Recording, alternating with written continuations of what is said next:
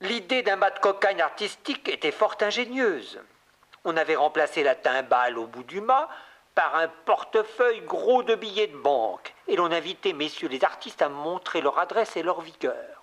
La foule était en bas, qui sifflait. Ces messieurs montaient, glissaient, faisaient la culbute. Et l'ordonnateur de la fête tremblait que pas un d'eux ne décrochât le portefeuille.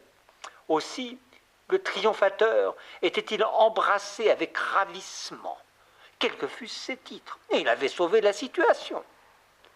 Les médailles et les croix sont un mauvais engrais pour les arts.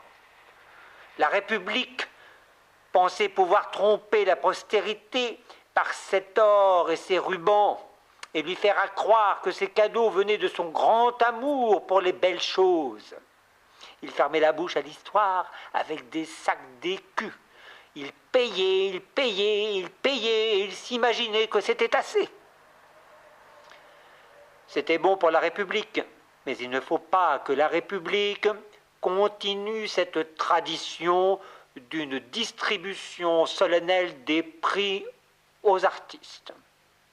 Cela est puéril.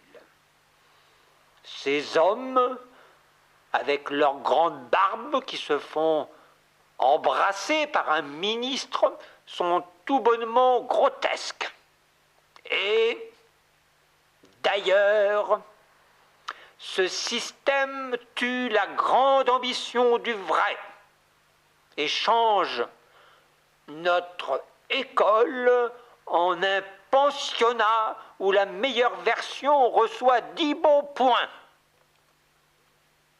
Il faut abolir les récompenses. On ne décore que les petits garçons et l'on ne décerne des primes qu'aux bestiaux de Poissy.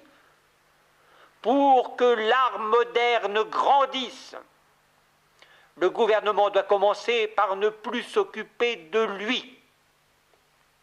L'influence des institutions est désastreuse. Les artistes n'ont pas besoin d'un ministre à leur tête, comme les préfets pour prendre le mot d'ordre et marcher droit.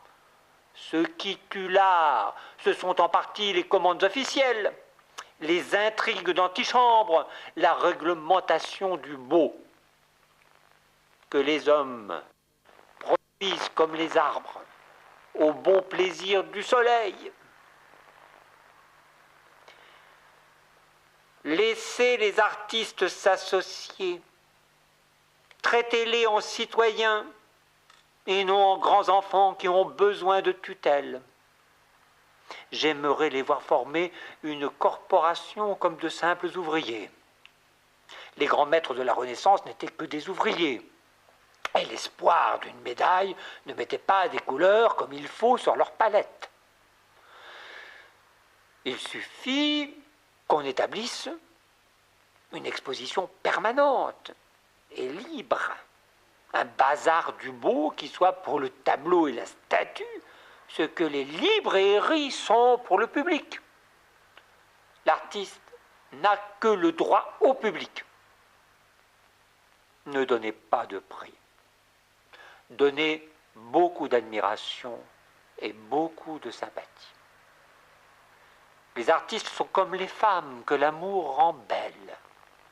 Aimez-les simplement si vous voulez rendre divin leur sourire.